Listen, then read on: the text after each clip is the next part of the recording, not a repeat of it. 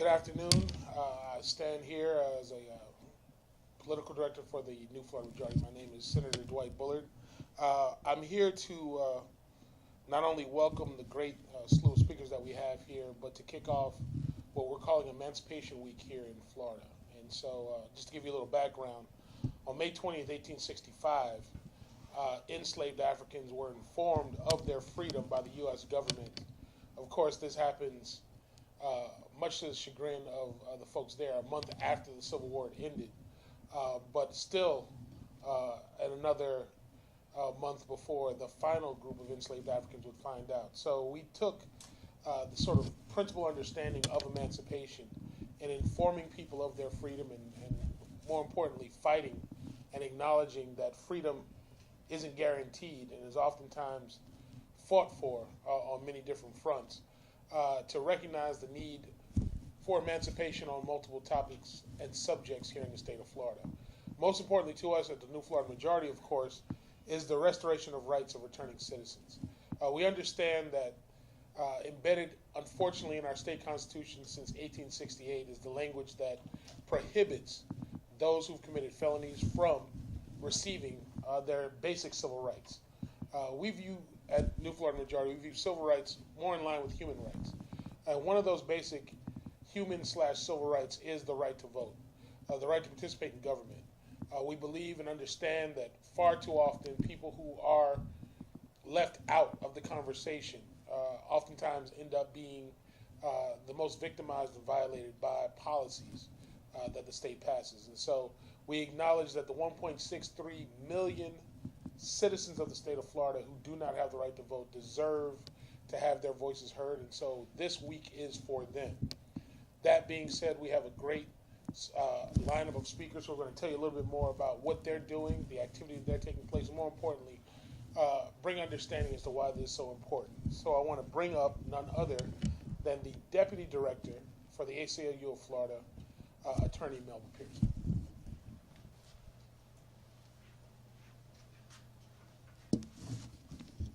Good afternoon. My name is Melba Pearson. I am the Deputy Director of the ACLU of Florida. I want to welcome everyone to our new office and our space on this very significant day. The ACLU of Florida is proud to be hosting this kickoff of the New Florida Majority's Emancipation Week observations because we recognize the role in history and the role that history plays in shaping the lives of the people of Florida. Addressing racial justice is critical to the mission of the ACLU. Because of the many racial inequities in our criminal justice system, reforming that system is central to the cause of racial justice. That is the major reason why criminal justice reform is one of the key priorities and one of the top priorities here at the ACLU. Now, here's a few facts for you. Florida is truly an extreme outlier when it comes to criminal justice. More children are sent to adult court and prison in Florida than in any other state. Between 2005 and 2015, Florida's incarceration rate grew by 18%, as opposed to the national rate, which is 3%. Florida's sentences, the lengths increased 166% between 1990 and 2009, which is more than any other state in the country. There are roughly 100,000 people in Florida prisons, the third largest state prison population in the United States. And while the sheer numbers of people in Florida's jails and prisons are staggering, the racial disparity is even more so. The incarceration rate is 3.6 times higher for people of color than it is for whites. These numbers didn't happen by accident. They are a result of decades of relentlessly expanding the size of the criminal justice system and needlessly throwing away many lives while wasting trillions of taxpayer dollars. We need reform so that we are not stuck with a criminal justice system that doubles down on policies that are unproductive, wasteful, increase crime, and is dominated by racial disparities. This is why the ACLU has launched a nationwide campaign for smart justice to end the war on drugs, to make sentences fit the crime, incentivize smart practices, and eliminate unnecessary incarceration. Here in Florida, the ACLU has partnered with the Southern Poverty Law Center and joined together to create the Florida Campaign for Criminal Justice Reform. This is a multi-year coalition effort to pass legislation to reduce the overuse of incarceration and address the racial inequities in our criminal justice system. Several of the coalition's slate of priority bills made great strides this legislative session. This reflects the bipartisan recognition among voters and legislators alike of a serious need for criminal justice reform in Florida, and this is a solid foundation for us to build on for the next legislative session. The legislature also allocated $300,000 to study the state's criminal justice system, which is a critical and important first step. We anticipate the research and the data will lead to recommendations for substantive criminal justice reform measures for the 2018 legislative session. The tide is turning on criminal justice reform. We are finally beginning to roll back those decade-long policies that have created vast injustices and destruction in communities of color. As I said before, we recognize the role that history plays in bringing us to where we are today. On this observance of the anniversary of emancipation, we also recognize that Florida voters have a chance to erase one of the stains of an era spent trying to undermine the rights of newly freed African Americans. Florida's lifetime ban on voting by persons with past felonies was conceived of in the years after the emancipation to limit the political power of the state's emancipated black citizens. We are only one of three states with a lifetime voting ban. And since it was put into our state's constitution, the lifetime voting ban has functioned hand in hand with racial inequities in the criminal justice system to serve as the largest voter suppression policy in the nation. The Florida Voting Restoration Amendment would change that by creating an opportunity for redemption for those who have already paid their debt to society. We believe in second chances. This amendment would allow a person, once they have completed all of the terms of their sentence, to earn back their right to vote. This means completing the jail or prison sentence, paying back fines and restitution, any community service, and all other terms of probation or parole. Floridians from all walks of life support people being able to earn back their right to vote because it gives them a stake in the community and it makes it less likely that they will end up back in prison. The people behind this amendment include some of the groups that are standing here today. We are working with men and women who have served their time and have earned their second chance. So as we reflect this week on a century and a half of history, we are also eagerly preparing for Floridians to not only give the people who have served their time in our criminal justice system a second chance, but also to wipe away part of the legacy of the ugly mark on our nation's and on our state's history. Thank you. Thank you greatly, Ms. Pearson. We, of course, love and appreciate the work that the great folks at the ACLU are doing, not only in the forefront of this push to get rights back, but more importantly on making sure that all the freedoms that we hold so near and dear to our hearts are protected here in the state of Florida and abroad. We want to bring up next someone to tell us a little bit more about the great work that the FRRC is doing, and a returning citizen himself to tell his story. I want to bring up Mr. Roderick Kemp.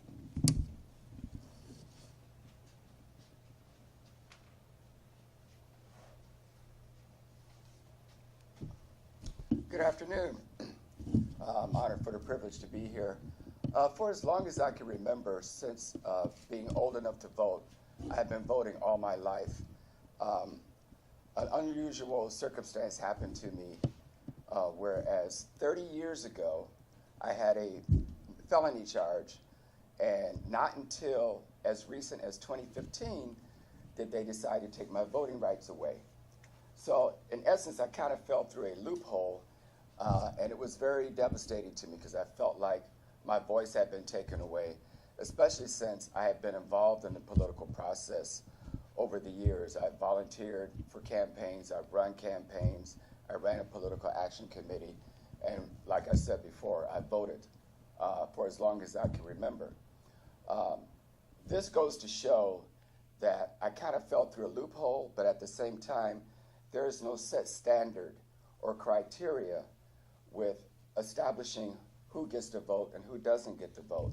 And in the state of Florida, where we have close to 1.6 million people, it's gotten to the point now where essentially it affects almost everybody from every walk of life, from every background. All of us here in the state of Florida, by 2 or 3 degrees of separation, probably know somebody that has been affected by the current laws in the state of Florida. I'm involved now with FRRC, which is Florida Rights for Restoration, and it is a grassroots coalition that is working to gather enough petitions so that people who have committed nonviolent felonies can have their rights restored, and it will be on the 2018 ballot.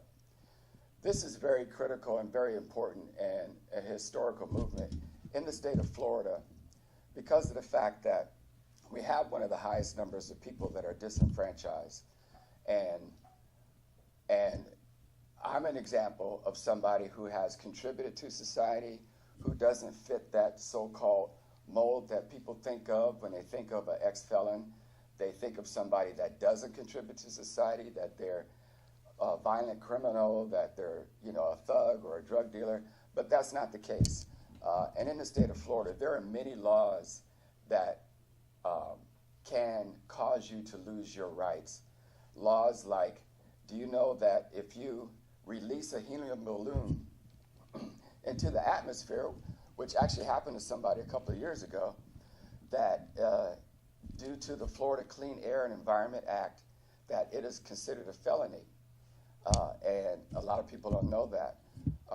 When you walk by a construction site, if you just so happen to enter that construction site, if they choose to enforce it, entering a construction site is a felony. So these are harmless crimes that people can lose their voting rights for. So again, I thank you for letting me speak today, and I hope that people can understand that this is something that affects all of us, and it's a part of our citizenship to be able to have the right to vote. Thank you. Thank you so much, Rod, and really, I certainly appreciate the pointing out of the humanistic quality of these citizens, and we use the term returning citizens to remind folks that these folks are part of the everyday tapestry of everyday life, not only here in Florida, but around the country. They are contributing to society, they are going to work, they are paying taxes, and they deserve the same rights and privileges as you and I. That being said, I want to bring up the Vice President of Transitions, Mr. David Tucker, to bring a few words on the economic impact of some of the efforts to dehumanize and oftentimes recriminalize these individuals.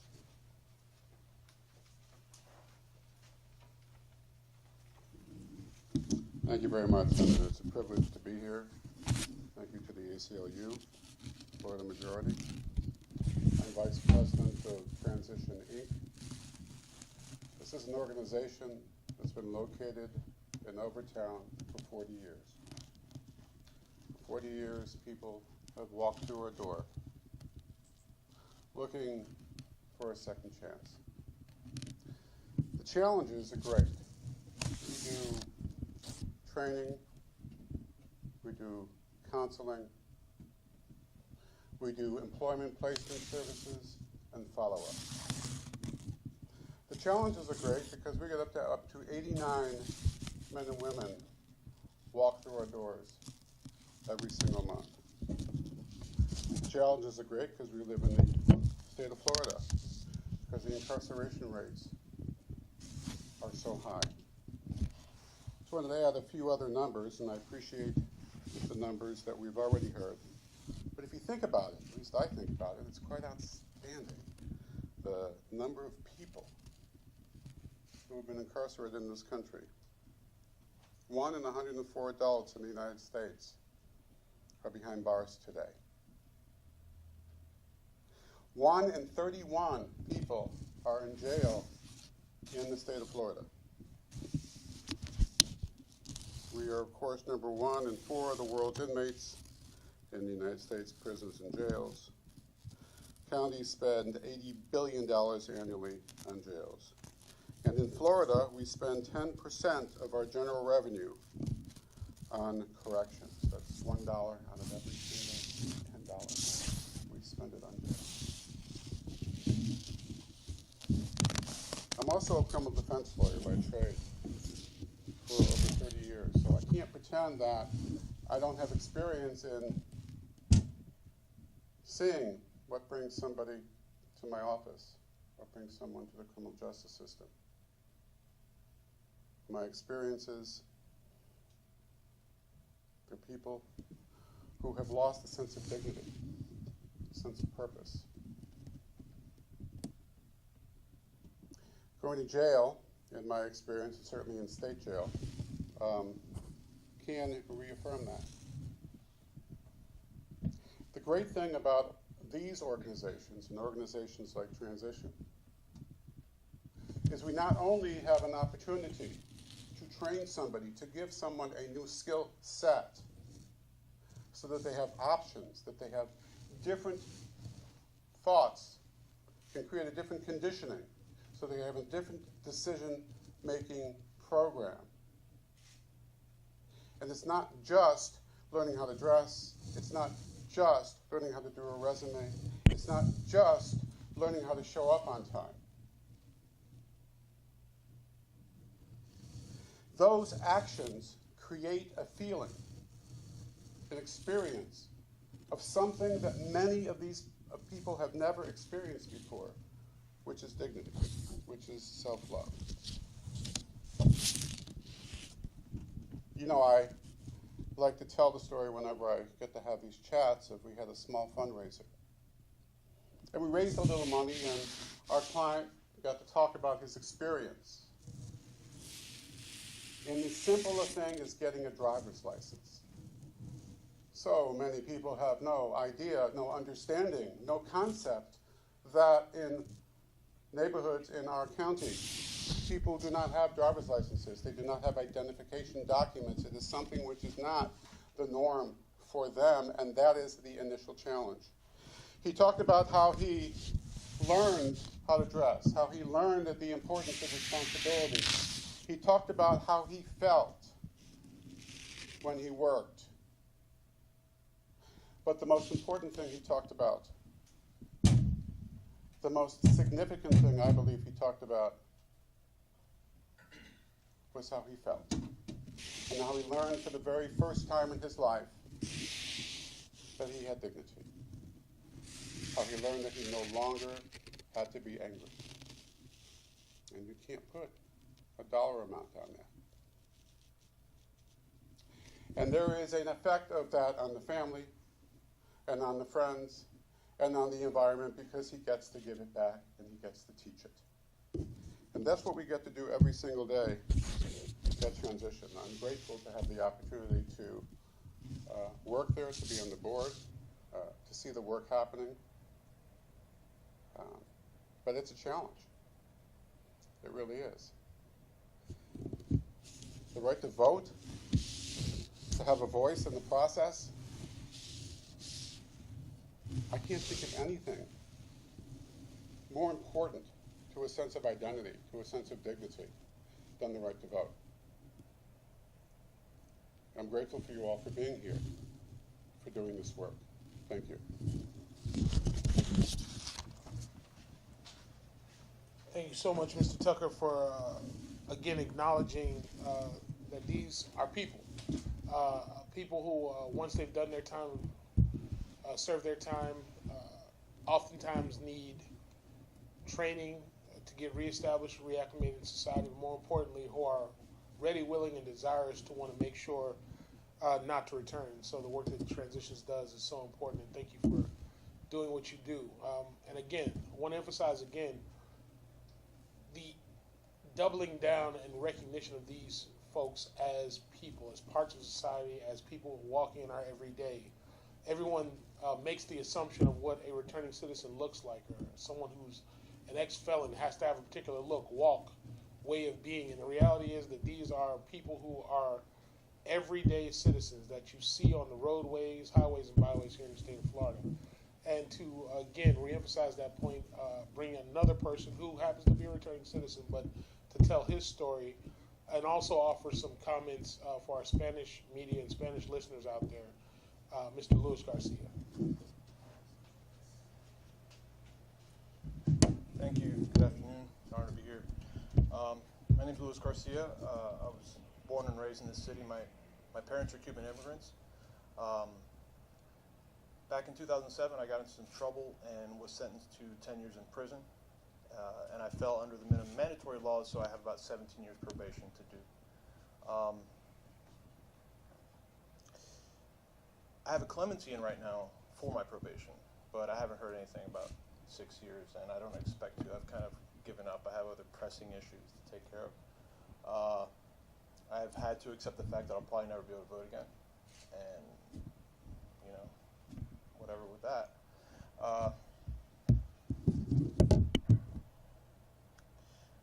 I have friends that are still in prison, and I have friends that got out of prison that are still trying to restore their rights, and they're giving up too.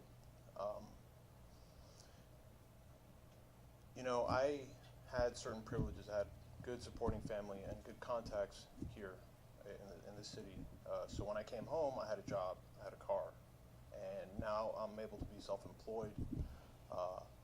And you know, I run 2 businesses, but still, I find myself, you know, I was just trying to get my captain's license, and it doesn't look like I'll get that. I can push for it, but I'm running into these walls, and it's pretty sad because, you know, I'm active in this community. I do as much volunteer work as I can do, and I'm always upfront about my past because I feel I'm on a mission to turn my failures into strengths, and that's the only way I can do it.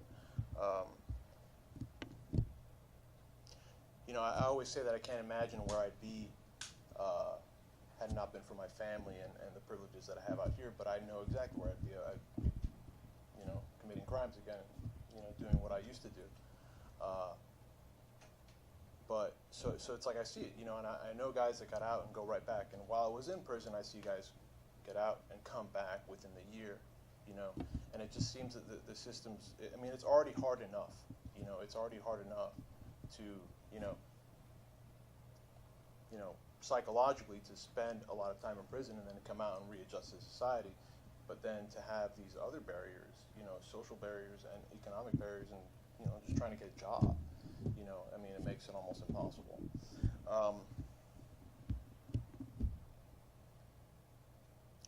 You know, like I said, I do pay my taxes, and it's kind of sad, and it upsets me, it angers me because I can't vote for my elected officials, and you know, my tax return was 0 because I have school loans too.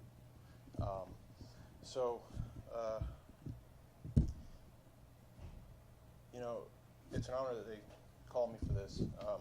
I feel, you know, I'm always trying to help the next person because it's the only way I can help myself, and it's just it's been really difficult, but I think that, you know, things have to change. I mean, this state's always in the back, you know, with stuff, but we'll see. I'm not sure what you want me to say in Spanish, but that in Spanish? Okay.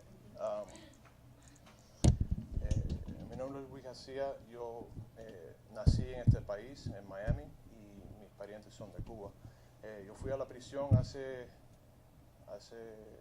en 2007 caí en la prisión por 10 años y tengo 15 o 17 años de probatoria porque me caí debajo de los minimum mandatories por la ofensa de drogas que yo tuve.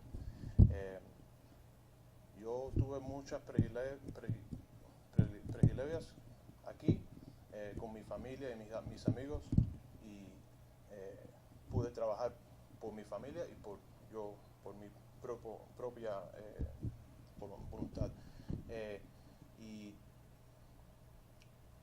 por eso es que estoy aquí hoy. Yo veo que yo siempre digo que yo no puedo ver como yo sin la familia y mis amigos y lo que yo tengo aquí,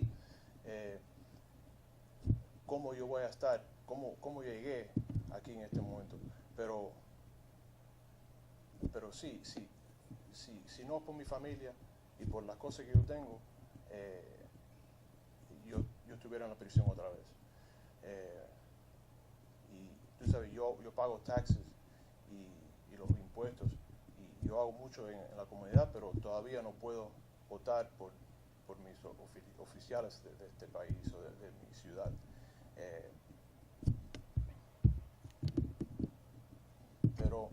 Pero por ustedes que no saben lo que hacer si cuando sales de la prisión, hay muchos, how do you say that in Spanish? I forget words sometimes.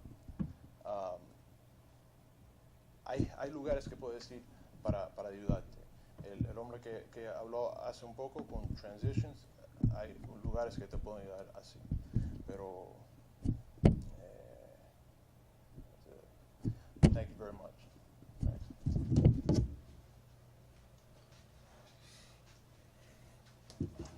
So in closing, as you've witnessed, as you've seen,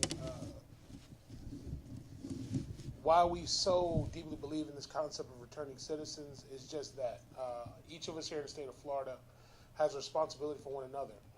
And when individuals who've done their time in the criminal justice system are transitioning out, the same way that they are now paying the restitutions and reparations, if you will, for the crimes they've committed, we have a responsibility as a citizenry to accept them back willingly and desirous to see them change. And so we're pushing, we're fighting along with the ACLU, along with Transitions, along with FRRC, and so many other allies to make sure that this 2018 ballot initiative gets legs, runs, and ultimately passes.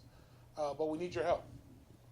You have an opportunity now, having heard from all these great people, to get involved in the process. And so for those listening, you might have a willingness to go onto the FRRC website, and I believe it is frrc.org. You can download the petitions there.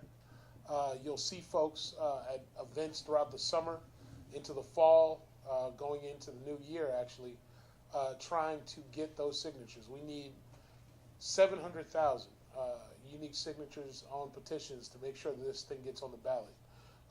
There's also another means to do it as well. And for those out there who have not yet gotten a chance to get to the Constitutional Revision Commission, happens every 20 years, and we're hopeful that if the petition drive is effective, but more importantly, that those folks on that commission, those 37 members, see fit to add some language onto the ballot as well, or endorse the language that has cleared the Supreme Court, because we find this so critically important for us to be a part of. All right, so again, that website is FloridaRRC.com. Florida RRC, Florida Rights Restoration Coalition, FloridaRRC.com. And I look forward to hitting that benchmark of 700,000 signatures and petitions. With that being said, I want to close out the press conference. If there are any questions for any of our speakers, feel free to ask. Can I just ask one question? There's been a lot of, in recent news, you've had the Attorney General, Jeff Sessions, talk about going back to an older form of sentencing and criminal justice sentencing. Do any of the people on the panel have a thought about that, and just in general, what how that might affect not just the black community, but in general, kind of the criminal justice? Well, I'll definitely turn that over. We have two great attorneys in the building, and I'll turn that over to Ms. Pearson and Mr. Tucker to really talk about that, and if any other things you see coming down the pipeline from this current federal administration that seem troubling and really put at risk the rights and privileges that we hold so near and dear. So I'll turn it over to Ms. Pearson and Mr. Tucker. Thank you, Senator, and thank you for that question.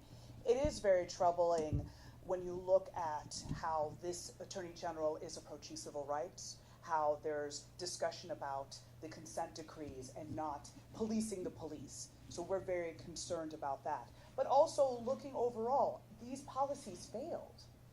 Millions of people ended up in prison behind these minimum mandatories and these policies, and it did not keep our country safer. We were moving in the right direction, starting with the Holder memos, which was under Attorney General Eric Holder, and continued by Loretta Lynch, where we were releasing people from prison who were nonviolent. We were actually closing prisons because folks were being able to go back out into the community and resume their lives and go on the right track. Now, we're falling victim to this false rhetoric and this discussion that the only way to curb crime is to incarcerate masses of people. And even though it's failed, we seem to be going back in the wrong direction. But what we can do on a local level is to make sure we sign the petition and get the rights restored for the 1.4 to 1.6 million people in Florida who can't vote, and to keep pressure on our local officials to do the right thing, because that is where our power lies, in the power of voting and in our unity as a community.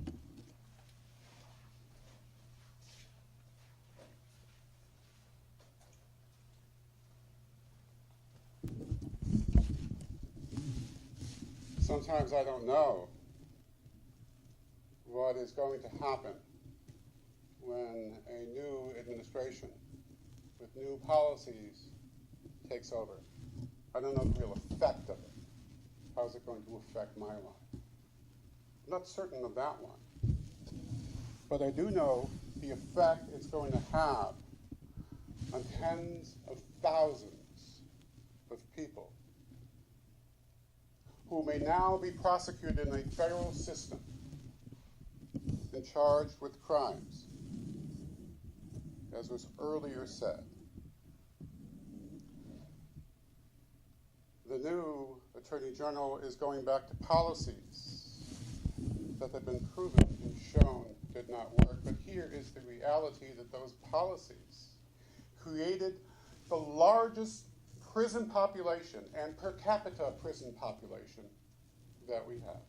Primarily, those which were most affected were young black men in drug cases.